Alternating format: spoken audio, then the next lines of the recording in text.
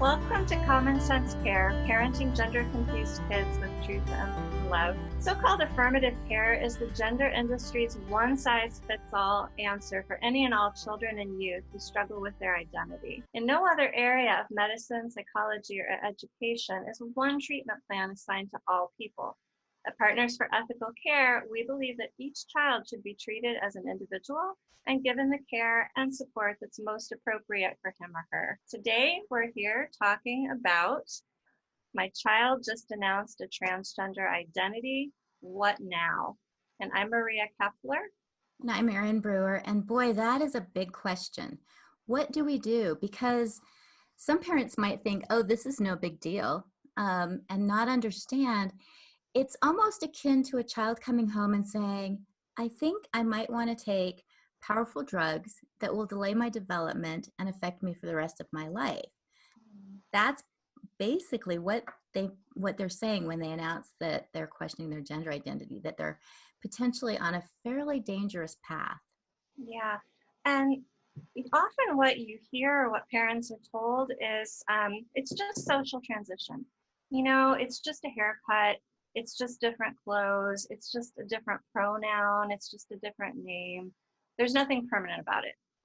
But what we are finding is kids who start on a social transition, who start with those sort of superficial changes, almost inevitably move into the next step. Girls wearing the binder, boys starting estrogen, girls starting testosterone. And when you hear kids who detransitioned or desisted, those kids who had claimed a transgender identity for a while, but then changed their minds, they say that it's like you never quite get to where you're happy. They think, oh, if I socially transition, that'll make me happy. Well, that doesn't do it. So, okay, well, let me try the binder. Let me try the packer. Let me, oh, that didn't do it either. Okay, maybe hormones will do it. We'll try that. And it's this slippery slope. And it leads almost inevitably to these irreversible medical changes. And kids who have desisted, who have detransitioned, they're just horrified at what they've done to their bodies. If you can deal with this at the outset, get it dealt with right now and try to get kids back on a healthier path, there's just better long-term outcomes associated with that. And I don't want to scare parents, but I do want to get into it a little bit for parents who are brand new to this and haven't really even heard of transgender, maybe, to talk about some of these things that they're talking about. You mentioned that a lot of kids just say it's going to be a social transition. They're going to cut their hair, they're going to wear different clothes, and they're going to go by a different name and pronouns. And that all sounds pretty benign. But I wanted to get into a little bit. You talked about packers and binders. Can you explain those a little bit? Yeah, binders or chest binders are a corset-like device that girls wear to flatten their breasts. They are strong, they are powerful, they are crushing. Women in China used to bind their feet because having small feet was considered a beauty standard. And it broke their toes, it curled their toes under, it damaged their bodies. And we look at that and say, oh, that's horrible. Why would you ever do that to someone? Well, these chest binders are not much different from that. Girls who've worn them for a long time, it damages the breast tissue. They've had cracked ribs. It causes breathing problems. The longer they wear these crushing devices, the more damage it does. Packers are, I'm trying to find a family-friendly way of describing this. It's a fake penis that is made to put in a girl's underwear, and I'm horrified to say they make these for tiny little girls as young as 4 and 5 years old as well, to put in their underwear to look like they have a penis when they don't. And this isn't just like a sock to make it look like you have a bulge there. These are designed to look very much like an actual penis. And for little girls especially, but really for any girl to put something like that in her panties, to me, it's really disturbing that a child would do this, even a teenager. It really is disturbing to me. And then the other thing that we talked about were the drugs that are given to kids who want to transition. And generally they start with puberty blockers, and those can be given as young as 8 years old. And puberty blockers sounds pretty innocuous. I know that a lot of people say it's just a pause. Do you want to talk about, is it just a pause? Or are we just like giving these kids a little bit of time, or is it more sinister than that? I think it's a lot more sinister than that. You'll hear a lot of people in the gender industry use that phrase, that we're putting a pause button on puberty to give kids time to figure out who they are. But that's really disingenuous. There's no research backing that up, that you can pause puberty. And in fact, there's ample research from endocrinologists who say puberty is a finite window. This is a time of really big changes to your body and your brain, and there's a window for it. And if you miss that window, it's closed and it doesn't open up again. And kids who've been on puberty blockers like Lupron is I think one of the main ones that's prescribed. It damages so much. It damages bone density. It retards brain growth. It retards physical growth. And so you have stopped this child's maturation. It's not, we're just going to pause it for a little bit and it can restart again. Well, no, the longer that you are on that, the less likely that child is to ever grow, attain full growth. When you talk about that, it strikes me that, as parents, we tend to be very concerned about the development of our children to make sure that they're meeting those very important developmental milestones. And it sounds like what this does is actually induce developmental delays. It does. It does. Looking at, yeah, parents who've been terribly worried about, is your child walking on time? Is your child meeting language goals on time? Is your child keeping up with his or her class at school? Well, to suddenly pathologize puberty and say, oh, puberty is an uncomfortable, painful thing we need to stop. Puberty is a painful time for a lot of people. It's a hard time. It's a time of huge growth and change. And it's been uncomfortable for people, and I might say especially for girls, for millennia. That's a normal thing that we need to go through in order to become adults. And to pathologize that really goes against the grain of the rest of education, of child development, of saying my goal for this child is to attain adulthood in a healthy, productive way. I want my children to grow into adults who are physically healthy, mentally healthy, emotionally healthy, and can contribute productively to society. And putting a halt on something as significant in your developmental path as puberty, I think that's indefensible. It's really confusing. And then on top of that, these kids often want to go on wrong sex hormones, estrogen for boys, testosterone for girls. Can you just give an overview of what those do? Yeah, those also create some really painful changes for kids who have later desisted. Estrogen for boys and testosterone for girls, it helps to cosmetically alter that child's physical appearance so that they look more like the opposite sex. Estrogen creates breast growth in boys. It will create a larger hips. It puts fat on in places that boys don't typically have fat on them. Testosterone is particularly insidious. It will lower the register of a girl's voice, make her sound like she has a man's voice. It will start hair growth on her face. She will typically have hair loss on her head. Girls who've been on testosterone for a while, they'll have that receding hairline and thinning hair on the head. And many of those changes do not go away. The voice change, that will never go away. If a girl decides that she wants to go off testosterone, once the vocal cords have thickened, they do not thin up again. And that's the difference between the higher feminine voice and the lower masculine voice, is the thickness of the vocal cords. The facial hair does not go away. That will continue for the rest of her life. Well, and I've also heard that it can impact fertility and also cause the reproductive organs to atrophy, which that sounds pretty serious. Oh, it is. It is. And I think I heard from you, we were talking another time, you gave the analogy of giving wrong sex hormones is like putting diesel gas into an automobile engine that uses unleaded gas. Our bodies were not designed to handle the wrong sex hormones. And yeah, girls who've been on testosterone for a while, their uterus, fallopian tubes, ovaries will tend to atrophy because they're not being restored and cared for by the wash of estrogen, which is what the female body was designed to run on. And so they'll often have to have a radical hysterectomy. You've been on cross-sex hormones for a while, you will probably not have children. It does damage so many systems in the body, and that's a particularly painful one because I don't think many kids say, oh, I can't wait to be a parent. You know, some do. Some kids are like, I want to be a mom, I want to be a dad. But most of us, I know when I was younger, I was like, yeah, I'll probably have kids someday. I don't know. I don't really like kids. I don't really. But once you pass through puberty, you grow into adulthood, your brain finishes its development around the age of 25, because our brains don't finish developing until that time. You have radically different ideas about who you are, what you want from your life at 25 than you did at 15.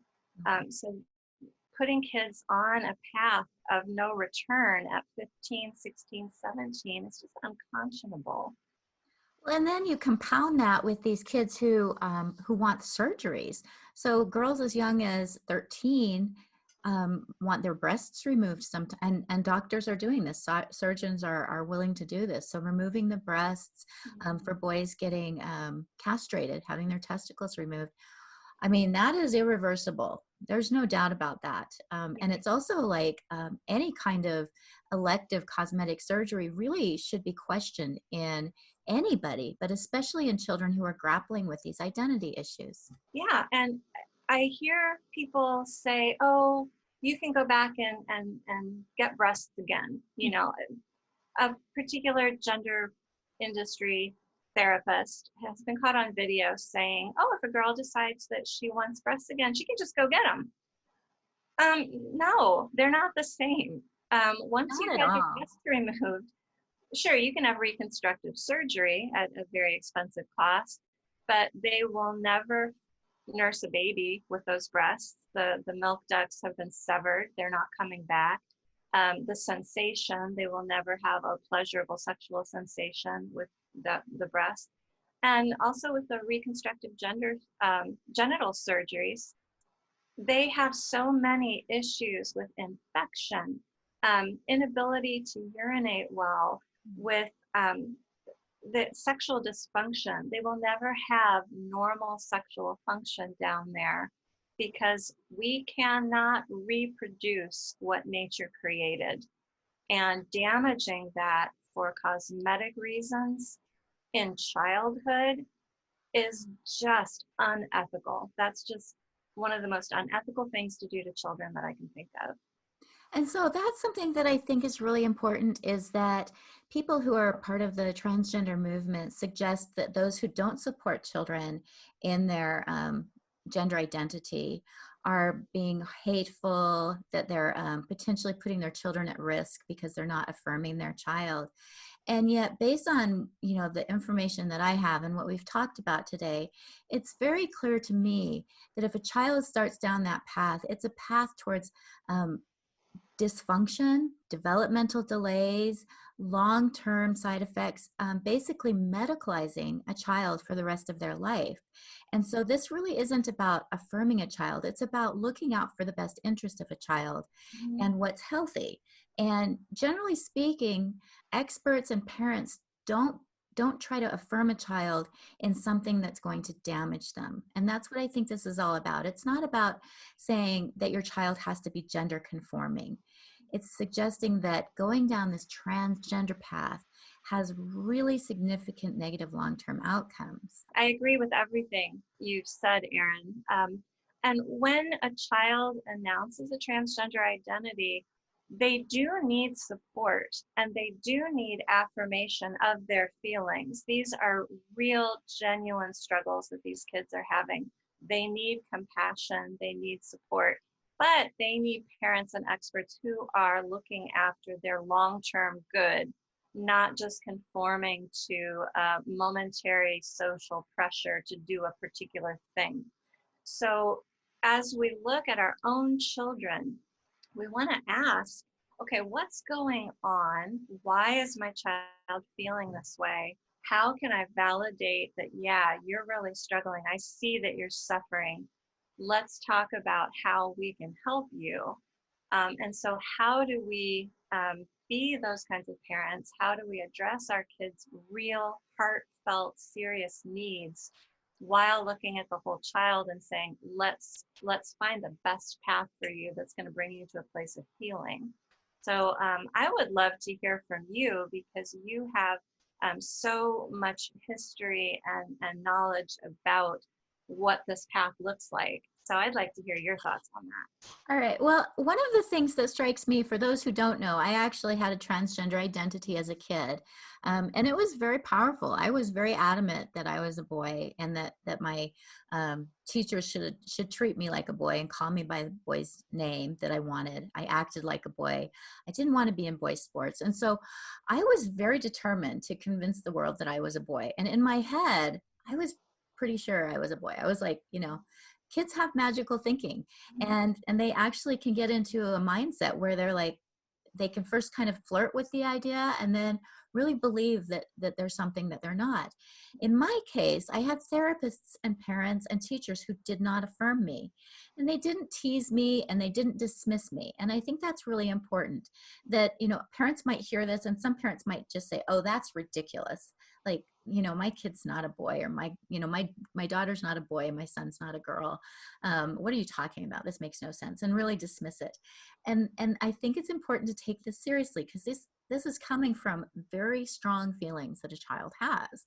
At the same time, I'm so very grateful that my school sent me to the school psychiatrist to sort of assess me and figure out what was going on and come up with a treatment plan. These days, if you send your child to the school psychiatrist or school counselor, it's not unlikely that that counselor will say, oh, you think you're a boy, you are a boy, and then go ahead and affirm that child, which means allowing them to use the boys' bathroom if they're a girl, allowing them to use the opposite sex locker room facilities, calling them by the name they want and the pronouns that they want. And what this does is it reaffirms these ideas in a child's head. So rather than questioning it in a kind and compassionate way, you're just saying, oh, okay, if that's what you believe, we'll go for it. And a lot of this is coming, I think, from kindness and the belief that this is the right thing to do, without the understanding of the implications of affirming that we talked about earlier. And so I think it's really important to take this seriously, don't dismiss it, but also not affirm it, and also not to completely freak out. Because if kids see a parent freaking out, that does a lot of weird things to the dynamic. And this is asking a lot of parents. We know it's asking a lot, because we're sort of saying, you get this heavy bomb dropped on you, and you have to respond in this compassionate, kind, caring way. Don't overreact. Don't underreact. And I'm curious what some of the experts have to say about this, Maria.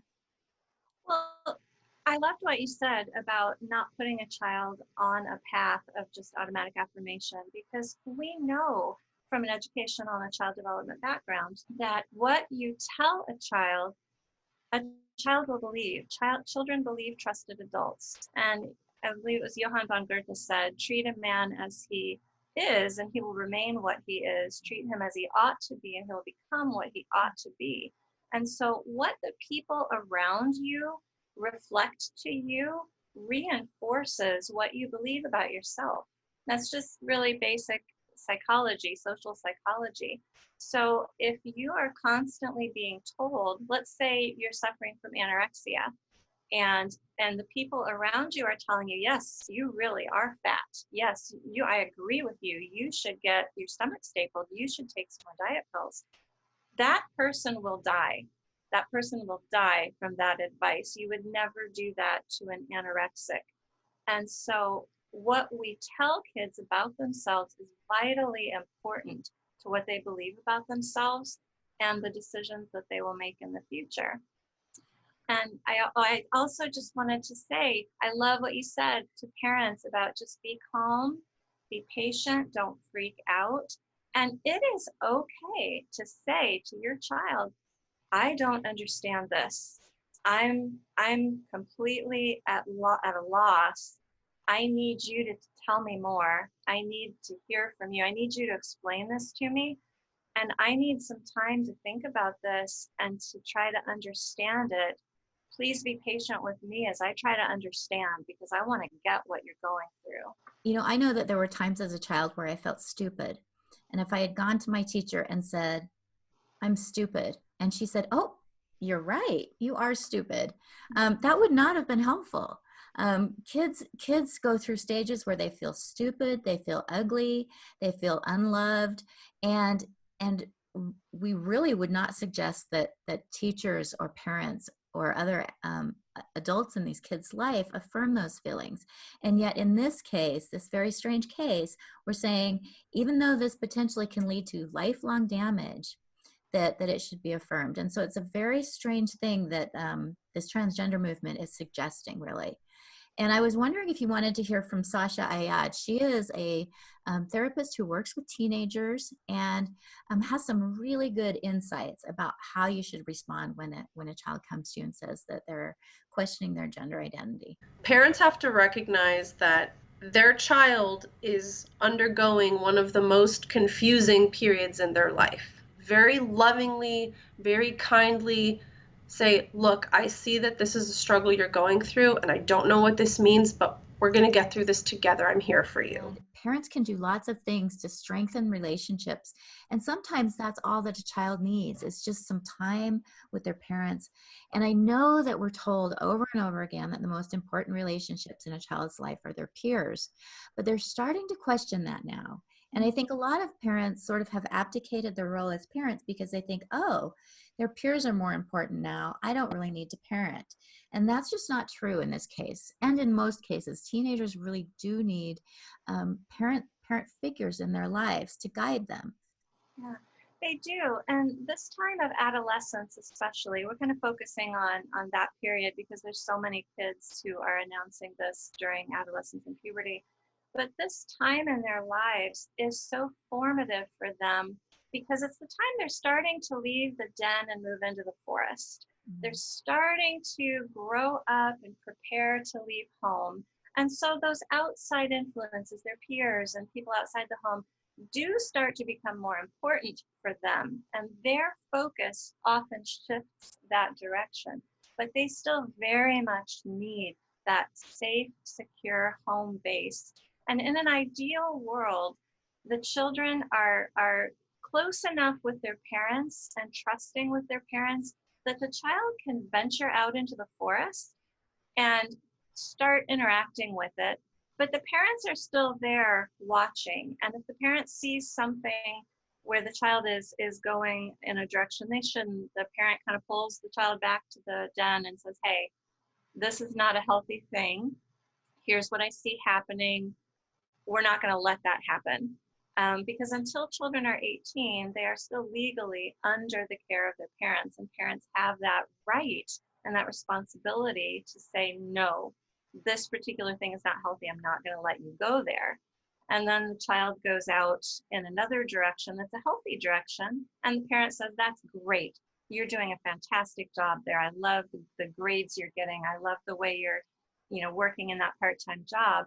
So it really is the parent's responsibility and privilege to guide their kids away from unhealthy paths and toward healthy paths all the way until the children are fully functioning adults in their own right. Well, and it sort of reminds me of a child who's self-harming. If a child had some issues and was doing some significant self-harm, and a parent just ignored that or even affirmed that, we would realize that that's problematic. We don't do that. And I think if parents can shift their thinking about this, that this isn't about affirming a child in their true selves. It's actually affirming self-harming behavior, because that's the road this leads to. And so we wouldn't, if a child wanted to cut themselves, we wouldn't say, oh, that's okay.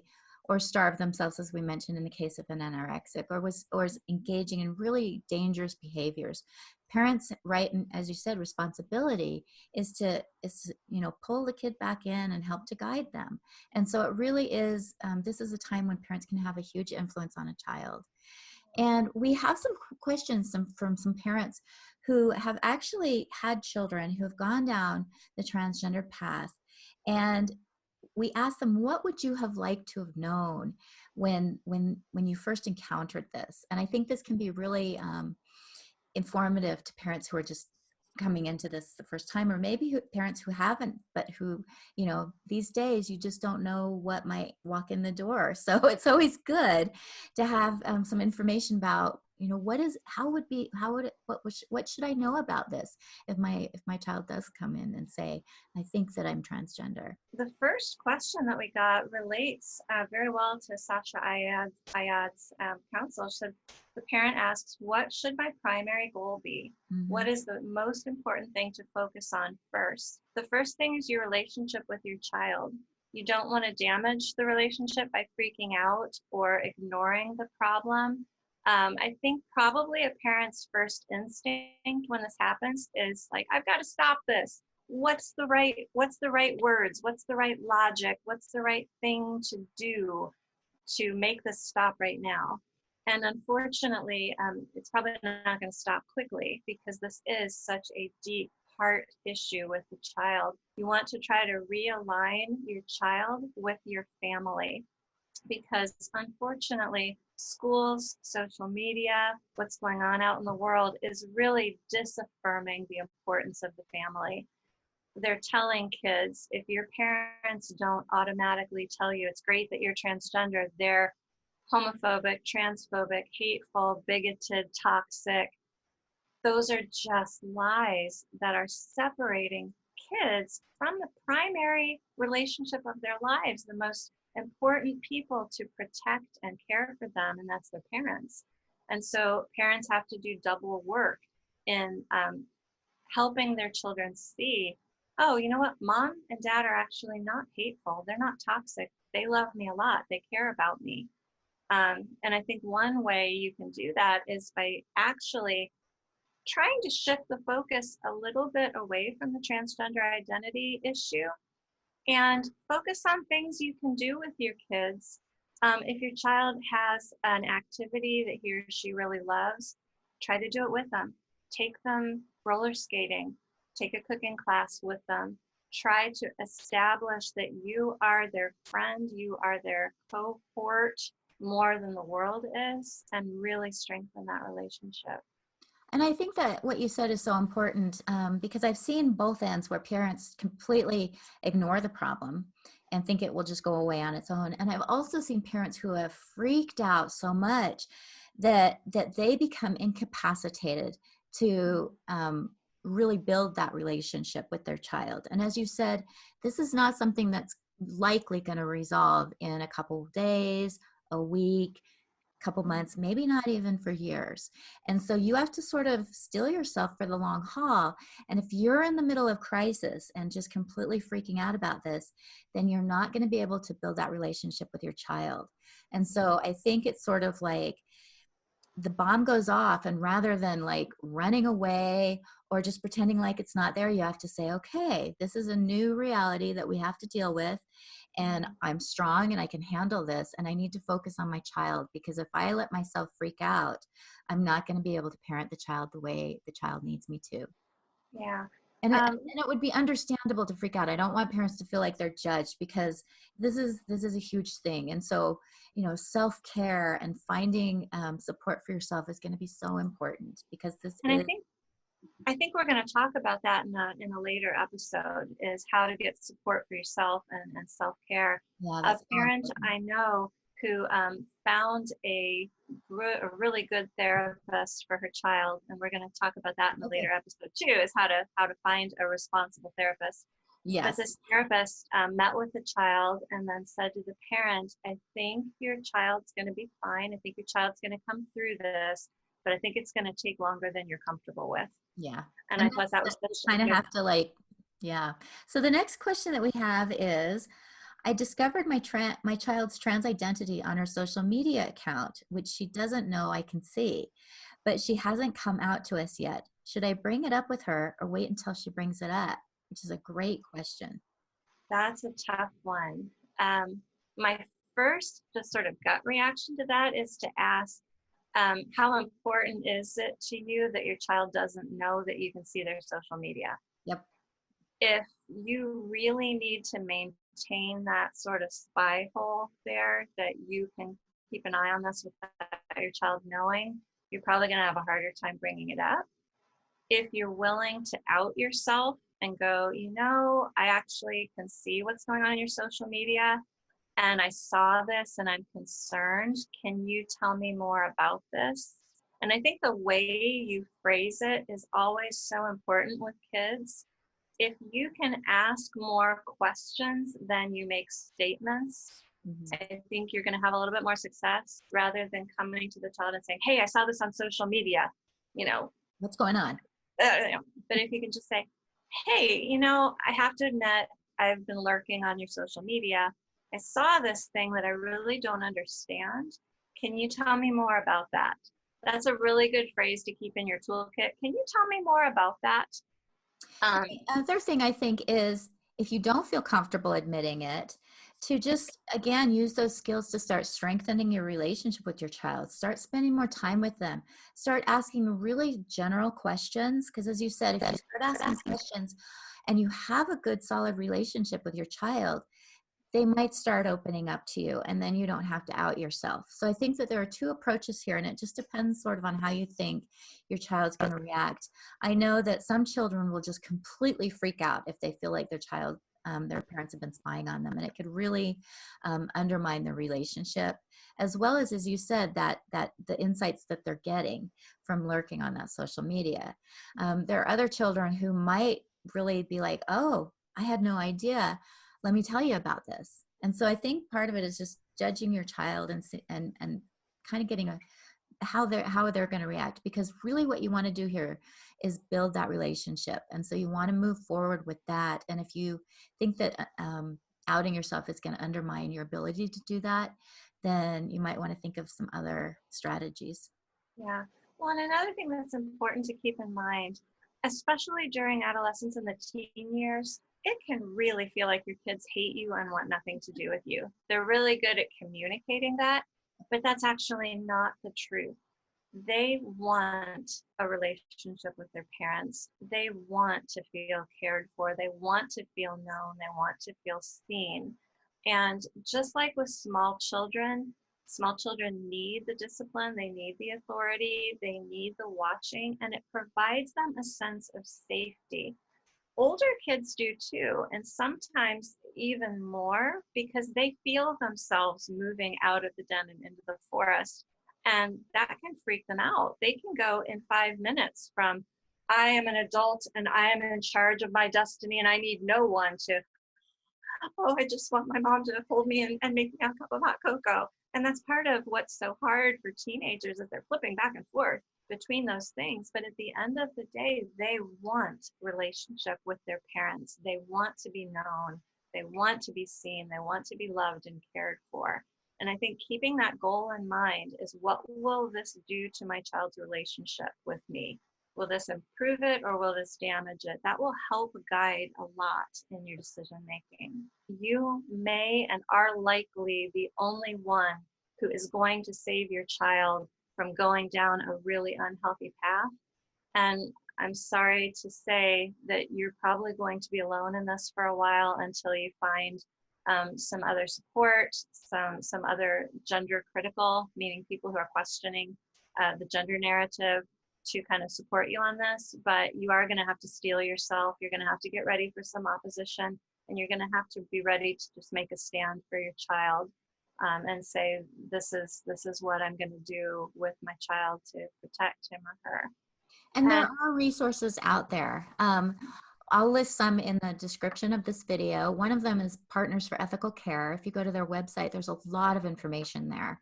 And there's also a form that you can submit and an online chat so you can get some support from some people right away. There's somebody there who can help work you through this right away, give you some resources. There's actually support out there. You just have to work to find it. Yeah. And I think in our next episode, we're going to talk about having some of those conversations with your child. We're going to talk about validation and invalidation, as well as critical thinking, how to approach this in a way that affirms your child's feelings, but does not affirm wrong thinking, and how to approach that as a parent having those conversations with your child. And I want to end this just by giving parents hope. That this is really, we've given a lot of information. Some of it's really disturbing and maybe scary, but there is hope. You need help, you need support, and you need a roadmap. And we're in the business of trying to write some roadmaps. We are not doctors or therapists. We are not giving medical or psychiatric advice, and we offer no guarantee of outcome. We simply want to talk about how to support and love kids using long understood best practices from the fields of psychology, education, and child development. We're glad you joined us in our conversation today, and we hope you took away something you can put in your toolkit for parenting your gender-confused kids with truth and love.